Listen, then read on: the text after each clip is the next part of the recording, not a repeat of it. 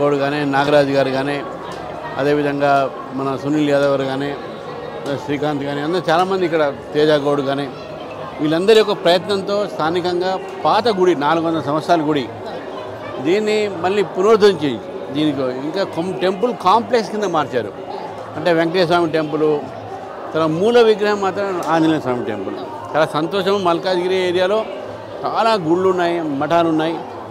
హిందూ ధర్మాన్ని కాపాడడానికి ఈరోజు సమాజమే కాపాడుతుంది. కాబట్టి ఈరోజు మల్కాజ్గిరి ప్రజలకు, ఈ స్థానికంగా ఉన్న ప్రజలందరికీ కూడా, దాతలకు ముఖ్యంగా నేను వాళ్ళని అభినందిస్తున్నాను. ఇంత మంచి గొప్పగా టెంపుల్లో రాగానే ఒక వైబ్రేషన్, చాలా బ్రహ్మాండమైనటువంటి వాతావరణం, ఇక్కడ ధార్మిక వాతావరణం. దానికి ముఖ్యంగా అందరూ కూడా వారిని అభినందిస్తూ, ఈ గుడి మల్కాజ్గిరికి ఒక అందం కావాలని, ఒక విజిటింగ్ పాయింట్ కావాలని, ఎవరు మల్కాజ్గిరికి వచ్చినా ఈ గుడికి రావాలి.